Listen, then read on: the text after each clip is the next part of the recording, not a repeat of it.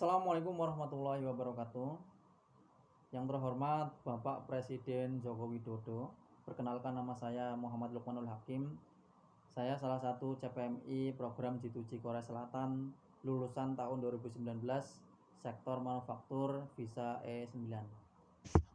Kami ingin melaporkan bahwa lebih dari 10.000 CPMI program G2G Korea Selatan saat ini terhambat prosesnya, Pak.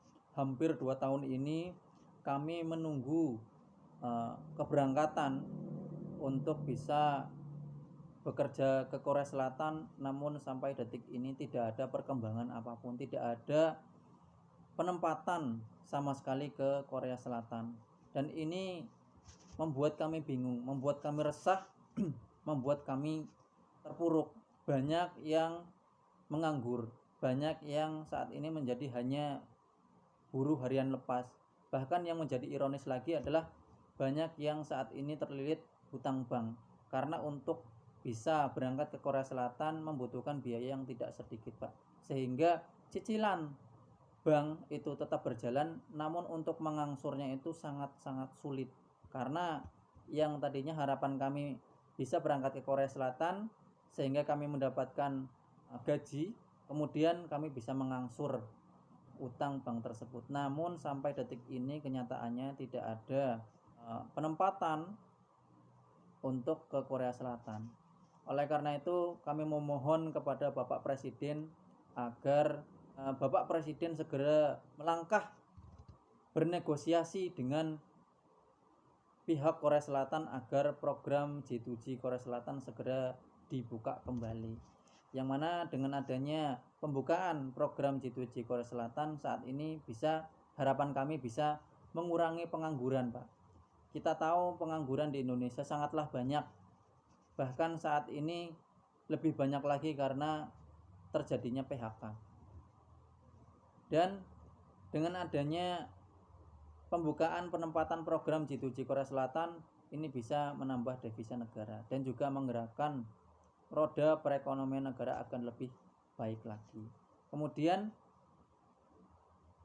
kami juga ingin melaporkan bahwa ada beberapa negara IPS topik, mitra IPS topik Korea Selatan seperti Kamboja, Thailand, Vietnam, Timor Leste ini sudah masuk ke Korea Selatan. Bahkan sebentar lagi menyusul Nepal dan Bangladesh. Ini sangat mengkhawatirkan bagi CPMI program G2G Korea Selatan, Pak. Karena dengan adanya mereka sudah masuk, mereka bisa menggeser posisi CPMI di mata para user yang ada di Korea Selatan. Seperti saya sendiri, saya sudah 1 kali dibatalkan kontrak kerjanya karena terlalu lama tidak kunjung datang ke Korea Selatan, sehingga kemungkinan user yang ada di Korea Selatan itu memilih para pekerja dari negara lain yang sudah masuk ke Korea Selatan. Nah, ini sangat merugikan bagi CPMI program G2G Korea Selatan, Pak. Dan harapan kami Bapak Presiden agar segera bergerak cepat, bisa bernegosiasi dengan pihak Korea Selatan agar CPMI program G2G Korea Selatan ini bisa segera masuk kembali ke Korea Selatan. Kemudian juga kami ingin melaporkan bahwa program P2P swasta Phishing E10 itu ternyata tetap bisa masuk ke Korea Selatan, namun dengan prosedur yang sangat ketat yang diberlakukan oleh negara Korea Selatan.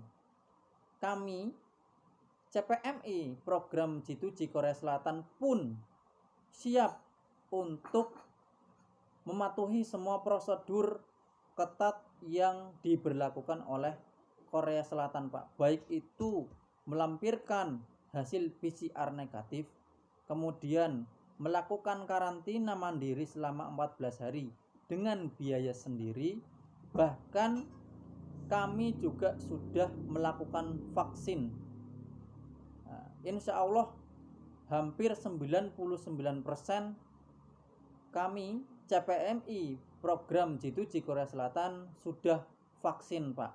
Baik itu yang vaksin pertama, bahkan sudah banyak juga yang sudah vaksin dosis kedua. Artinya apa? Artinya kami sudah siap diberangkatkan ke Korea Selatan kapanpun, Pak. Kami siap mematuhi semua prosedur-prosedur yang diberlakukan oleh pihak Korea Selatan. Kemudian kami juga ingin melaporkan bahwa program J2J Jepang saat ini sudah mulai bergerak, yaitu dengan adanya pengumuman pemanggilan peserta pre-departure orientation yang kabarnya akan dilaksanakan secara virtual atau online. Nah, program J2J Jepang saja bisa melakukan pemanggilan dengan secara virtual maupun online atau online. Kenapa kok program J2J Korea Selatan tidak bisa seperti program J2J Jepang, yang mana seperti di Korea Selatan, program J2J Korea Selatan ini biasa disebut dengan preliminary. Kenapa kok tidak bisa melakukan preliminary secara online? Nah, sehingga program itu tetap bisa berjalan dan juga harapan kami bisa segera terbang ke Korea Selatan. Kemudian saat ini kami juga menilai peraturan perundang-undangan CPMI antara Kemnaker dan PP2MI belum sinkron, Pak.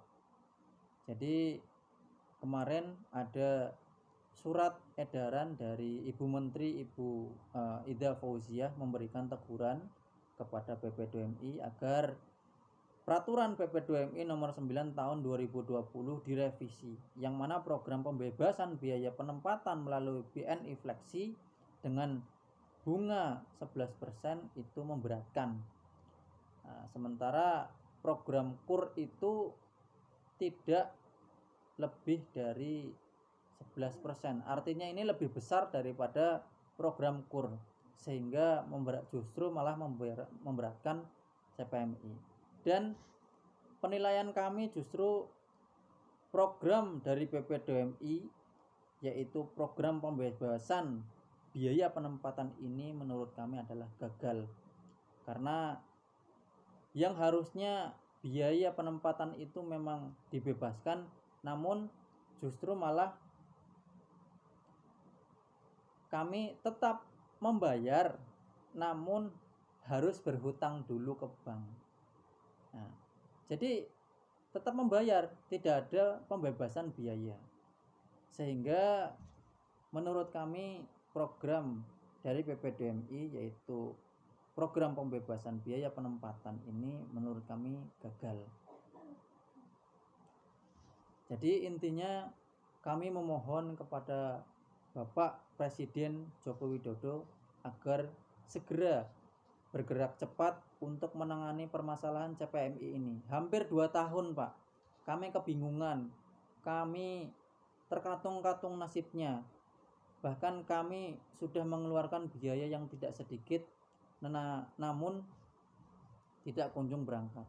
Dan untuk program J2J Korea Selatan ini banyak masa berlaku yang terbatas, seperti masa berlaku sertifikat, kemudian masa berlaku roster, kemudian juga masa berlaku CCVI, yang mana dari ketiganya tersebut memiliki batas waktu yang terbatas, sehingga seandainya SLC kami itu dibatalkan atau kontrak kerja kami dibatalkan,